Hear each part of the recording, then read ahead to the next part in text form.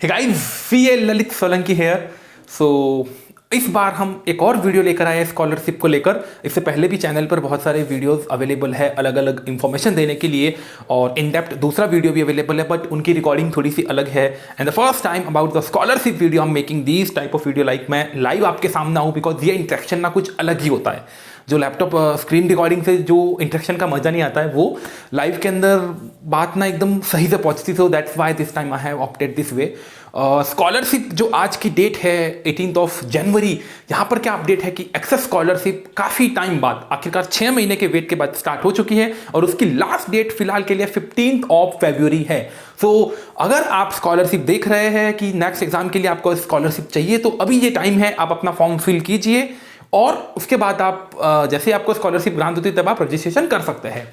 Guys, एकदम basic से जाऊंगा मैं इस वीडियो के अंदर। उससे पहले मैं आपको बता देना चाहूंगा कि अगर आप स्कॉलरशिप लेने के लिए हाई चांसेस चाहते हैं, या अगर आप चाहते हैं कि आपको कंप्लीट इंफॉर्मेशन मिले, तो yes, you are on the correct way. आप ये वीडियो कंप्लीट देख लिए, और मेरा प्रॉमिस रहेगा कि आपको स्कॉलरशिप के बारे में कंप्लीट इंफॉर्मेशन, पूरा नॉलेज हो जाएगा। Okay, so let's proceed further guys. सबसे पहले तो मैं एकदम सबसे बेसिक से बताऊंगा। देखो, स्कॉलरशिप होती क्या है। देखो, अपने इंडिया के अंदर स्कॉलरशिप आपको कैसे मिलती है जनरली, कि आप पहले किसी इंस्टीट्यूट में एडमिशन ले लीजिए, ठीक है, और उसके बाद आपको वो वापस आपको स्कॉलरशिप, लाइक आपने पहले कुछ उनकी जो फीस है वो आपने पे की, फिर आपको फीस वापस मिल जाती है, ठीक है। जनरली ये प्रोसीजर रहता है। सीएफए स्कॉलरशिप ऐसे बेसिस पे काम नहीं करती, ये डिस्काउंट इन नेचर होती है। इसका मतलब क्या होता है कि आपको पहले रजिस्ट्रेशन नहीं लेना है, ओके, आपको पहले ही स्कॉलरशिप के लिए अप्लाई करना है। इंस्टीट्यूट आपको अलाउ करेगा कि यस, अगर आपको स्कॉलरशिप मिलती है तो आपको फीस ही कम पे करनी है। यहां डिस्काउंट इन नेचर है। क्या कैसे होता है? सबसे पहले तो स्कॉलरशिप कितने टाइप की है, तो टोटल 6 टाइप की स्कॉलरशिप है। एक्सेस वुमेन स्टूडेंट स्कॉलरशिप है, प्रोफेशनल, रेगुलेटेड, और एक और टाइप है मीडिया वाली, ठीक है। हाँ, तो ऐसे करके 6 अलग अलग टाइप की है। जनरली अपने ऊपर कौन सी एप्लीकेबल होती है, या तो एक्सेस स्कॉलरशिप जो हर किसी के लिए एप्लीकेबल है, and second women scholarship, womens in general के लिए एप्लीकेबल है। एक स्टूडेंट स्कॉलरशिप भी एप्लीकेबल होती है, बट वो आईआईएम की जो मोस्टली उसमें उन्होंने कुछ इंस्टीट्यूट बता रखे हैं। अगर आप उन इंस्टीट्यूट के स्टूडेंट हो करंटली, तो आपके लिए स्टूडेंट स्कॉलरशिप एप्लीकेबल होती है, ठीक है। तो मैं कंसीडर करता हूं मोस्टली ये दो स्कॉलरशिप ही, एक्सेस और वुमेन ही चलती है। वुमेन की विंडो भी अभी थोड़ा टाइम पहले ओपन थी, और ये भी अभी 2-2 महीने में ओपन हो रही है, तो इसकी भी सेपरेट वीडियो पूरी बना रखी है। इस वीडियो के अंदर अपन बात करेंगे एक्सेस स्कॉलरशिप की, ठीक है।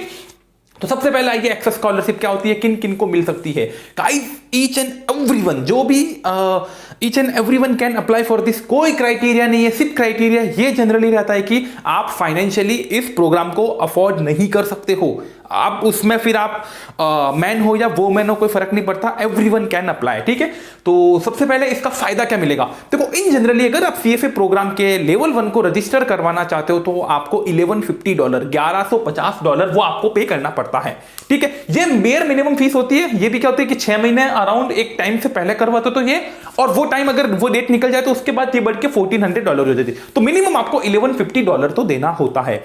सर, अगर स्कॉलरशिप से क्या फायदा मिलेगा। मान लो किसी बच्चे को एक्सेस स्कॉलरशिप ग्रांट हो जाती है, और बहुत सारी हुई है, जैसे मैंने भी स्कॉलरशिप का लेवल 1 के लिए मैंने भी स्कॉलरशिप अप्लाई की, तो मैं भी स्कॉलरशिप के थ्रू आया हूं, और उसके बाद काफी स्टूडेंट्स को गाइड किया, तो वो भी स्कॉलरशिप के थ्रू आए हैं। इसमें क्या होगा, अगर आपको एक्सेस स्कॉलरशिप मिल जाती है, तो आपको $1150 पे करने की कोई जरूरत नहीं। आपको सिर्फ और सिर्फ $250 पे करना है। मतलब सीधा से सीधा 60 से 70 हजार, 60 to 70,000 का सीधा के सीधा डिस्काउंट मिलता है। ये बेनिफिट आपको मिलता है। अगर आप फाइनेंशियली अफोर्ड प्रोग्राम को नहीं कर सकते, तो इतना बड़ा डिस्काउंट आपको, ह्यूज डिस्काउंट इंस्टीट्यूट की तरफ से मिलता है, ठीक है। 2 कोर्स 90,000 के आसपास पहुंचता है, वो 20,000 के आसपास में खत्म हो जाता है। तो देख लीजिए, 60-70 हजार का बेनिफिट सीधा के सीधा है। सीधे फतेह की बात पे आते हैं कि अभी जो स्कॉलरशिप का करंट अभी आज के टाइम में क्या चल रहा है, तो अभी विंडो ओपन है, और ये विंडो 15 फेब तक जाकर 15 फेब इसकी लास्ट डेट है, वहां तक ये विंडो रहेगी। उसके बाद वापस बोले कि वो 1-2 महीने बाद फिर से ओपन होगी। बट अगर आप चाहते हो नेक्स्ट एग्जाम के लिए, तो अभी अप्लाई कर लीजिए। क्वेश्चन आता है, अगर स्कॉलरशिप मेरे को ग्रांट हो जाती है, तो मैं कौन कौन से एग्जाम के लिए अपीयर हो जाता हूं। देखो गाइस, सबसे पहले तो क्या है कि इन्होंने इस बार बोला है कि मार्च के एंड तक ये लोग रिस्पांस देने का ट्राई करेंगे। बाकी जब भी रिस्पांस आता है ना, तो उसके अंदर जनरली क्या होता है, वो आपको 6 मंथ की वैलिडिटी देते हैं। जनरली लास्ट टाइम तक ये हो रहा था, ठीक है। अब लास्ट टाइम से इस बार में भी काफी चेंजेस है। लास्ट टाइम ये लोग ना जैसे रेफरेंस मांग रहे थे, इस बार ये फॉर्म में रेफरेंस भी नहीं मांग रहे। तो जनरली क्या होता है कि ये 6 मंथ की वैलिडिटी देता है। जैसे आज अगर आपको स्कॉलरशिप ग्रांट की, तो आज से 6 महीने के अंदर आप उस स्कॉलरशिप को यूज कर फ्यूचर में जो भी प्रोग्राम है उनके लिए रजिस्ट्रेशन कर सकते हो। मतलब क्या, गाइस आज आपको स्कॉलरशिप मिलती है तो आज से 6 महीने तक जिन जिन प्रो एग्जाम की विंडो ओपन हो रही, लाइक आप मानो कि नवंबर 2022 उसकी विंडो ओपन हो जाएगी थोड़े ही टाइम में, ठीक है, मई जून में उसकी विंडो ओपन रहेगी। तो जब आपको स्कॉलरशिप मिली और नवंबर 22 की विंडो ओपन है तो आप नवंबर 22 के लिए कर दो, फेब 23 की ओपन है तो फेब के लिए कर दो। जिसकी विंडो उस पीरियड 6 महीने तक रहेगी उसमें आप रजिस्ट्रेशन कर सकते हो। फिर बात आती है कि रेस्ट्रिक्शन से एक लगा रखी, सिंपल है गाइस, अगर आपको डिस्काउंट दे रहे हैं और अगर आपने पहले ही रजिस्ट्रेशन करवा दिया तो फिर आपको स्कॉलरशिप कैसे ग्रांट होगी, बिकॉज पूरी फीस तो आप पहले ही पे करके आ चुके हो, तो फिर आपको कैशबैक नहीं मिलेगा। तो अगर आपने एक बार रजिस्ट्रेशन करवा लिया है तो आप स्कॉलरशिप के लिए एलिजिबल नहीं होंगे।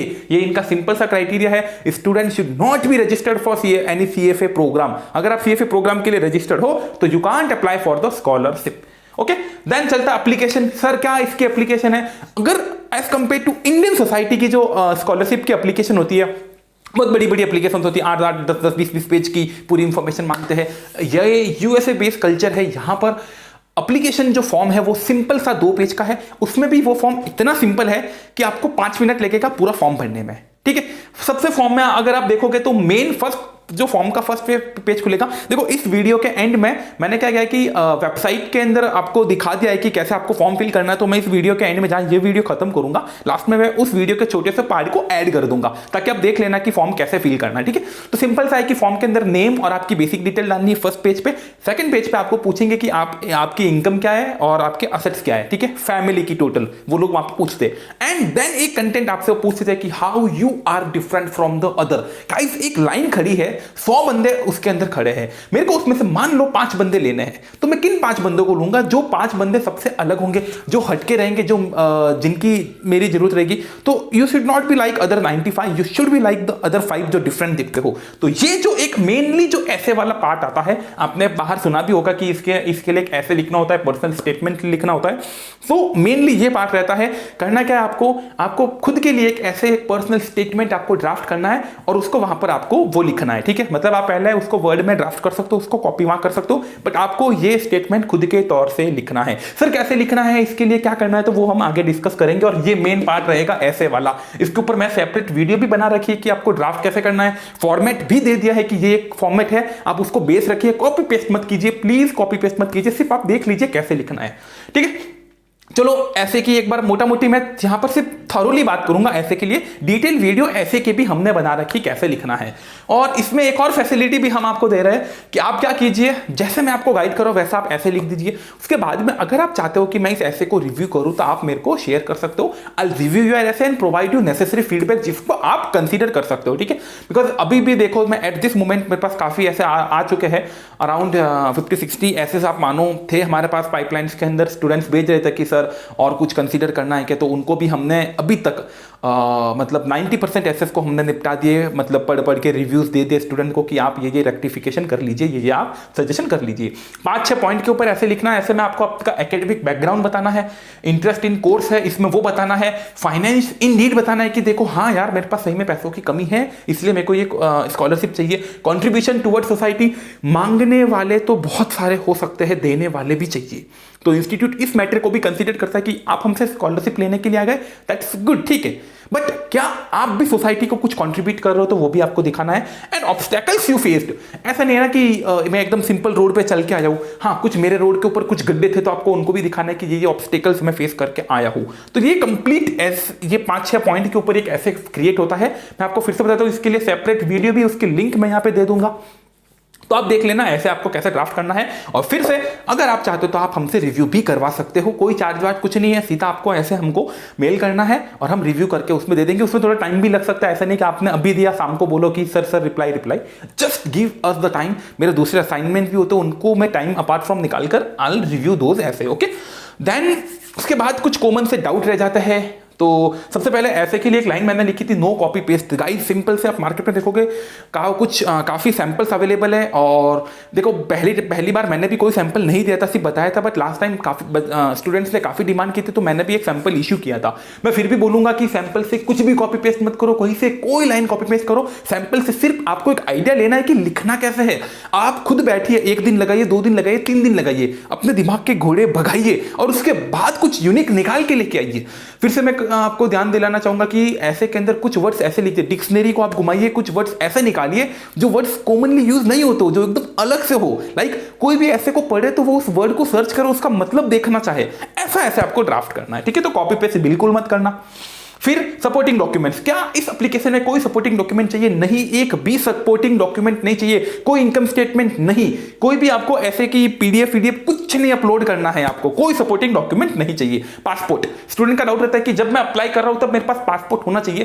गाइस, रजिस्ट्रेशन का एक इनका ये रहता है, क्राइटेरिया है कि जो भी स्टूडेंट है उसको पासपोर्ट हेल्ड करना होता है, ठीक है। एक वैलिड पासपोर्ट, इंटरनेशनल पासपोर्ट आपके पास होना चाहिए, वो है at the time of registration, और स्कॉलरशिप के टाइम पे नहीं। तो आज आपके पास पासपोर्ट नहीं, still you can apply for scholarship, ठीक है। उसकी जरूरत नहीं अभी, उसकी जरूरत रजिस्ट्रेशन के टाइम आएगी। एडिशनल बेनिफिट क्या है?